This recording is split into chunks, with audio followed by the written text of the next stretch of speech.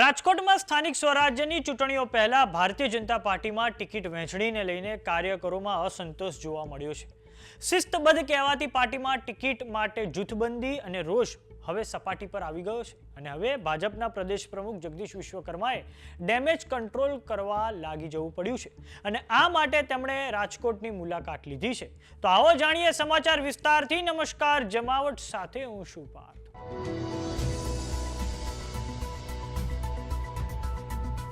રાજકોટ મહાનગરપાલિકામાં સત્તાધારી પક્ષ ભારતીય જનતા પાર્ટી માટે ખૂબ કફોડી સ્થિતિનું નિર્માણ થયું છે. ટિકિટ ન મળવાથી પાયાના કાર્યકરો અને પૂર્વ કોર્પોરેટરો આડકતરી રીતે ભાજપનો વિરોધ કરી રહ્યા છે. ભાજપનો સૌથી મોટો ડર પેનલ તૂટવાનો લાગી રહ્યો છે અને હવે ડેમેજ કંટ્રોલના ભાગરૂપે પ્રદેશ પ્રમુખ જગદીશ વિશ્વકર્મા રાજકોટ પહોંચ્યા છે. રાજકોટમાં તેમણે જનસેવા સંકલ્પ કાર્યક્રમમાં ભાગ લીધો હતો અને જ્યાં તેમણે ભાજપના કાર્યકરોને જનસેવા સંકલ્પની પ્રતિજ્ઞા લેવડાવી છે. અને આ પછી ડેમેજ કંટ્રોલના ભાગરૂપે જગદીશ વિશ્વકર્માએ રાજકોટમાં વિરોધ કરી રહેલા કાર્યકરો અને વિવિધ સમાજના આગેવાનો સાથે બંધ બારણે મુલાકાતો કરી છે. વોર્ડ નંબર 7ના છેલ્લી ઘડીએ મેન્ડેટ મેળવનાર ડોક્ટર નેહલ શુકલની પીઠ થપથપાવી કાર્યકરોને એક થવા માટે સંદેશો આપ્યો છે. આ ઉપરાંત છેલ્લી ઘડીએ ફોર્મ ભરવા પૂર્વે શૈલેષ જાનીના બદલે નેહલ શુકલને ફોર્મ આપી દેવાતા નારાજ થયેલા શૈલેષ જાની સહિત 1 ડઝન જેટલા કાર્યકર્તાઓને મળી જગદીશ વિશ્વકર્માએ અસંતોષ ખાળવાનો પ્રયાસ કર્યો છે.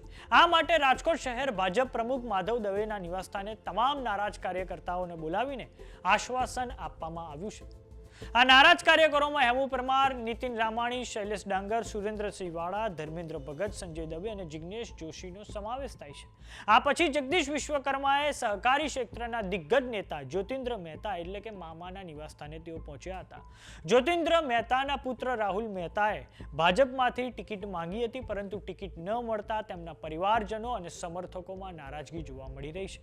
આ મુલાકાતમાં પ્રદેશ પ્રમુખ જગદીશ વિશ્વકર્માની સાથે રાજ્યસભાના સાંસદ રામ મુકરિયા અને શહેર પ્રમુખ માધવ દવે પણ હાજર રહ્યા હતા. આ બેઠકનું મુખ્ય કારણ એ છે કે રાજકોટમાં જૈન વણિક સમાજ નારાજ ન થઈ જાય તે પણ છે, કેમ કે જૈન સમાજની વસ્તી રાજકોટમાં 2.5 લાખની છે અને ભાજપે જે 72 બેઠકો પર નામ જાહેર કર્યા છે તેમાંથી માત્ર એક જ ઉમેદવાર ધૈર્ય પારેખને આ સમાજમાંથી ટિકિટ આપવામાં આવી છે અને આ જ કારણ છે કે ભાજપે હવે ડેમેજ કંટ્રોલ કરવું પડ્યું છે. તો થોડાક સમય અગાઉ અમરેલીના ભાજપ નેતા ડોક્ટર ભરત કાનાબાર અને ભરૂચના સાંસદ મનસુખ વસાવાએ પણ ભારતીય જનતા પાર્ટીમાં જે નિયમો ટિકિટો આપવા માટે નક્કી કરવામાં આવ્યા છે તેનો વિરોધ કર્યો છે. ડોક્ટર ભરત કાનાબારે જે 60 વર્ષથી વધુ વયના કાર્યકરોને ટિકિટ આપવાની જે નિયમ નક્કી કરવામાં આવ્યો છે તેને લઈને સવાલો ઉઠાવ્યા છે. તો બીજી તરફ ભરૂચના સાંસદ મનસુખ વસાવાએ એવું કહ્યું છે કે આ નિયમો કેમ પાયાના કાર્યકરો માટે જ બનાવવામાં આવ્યા છે.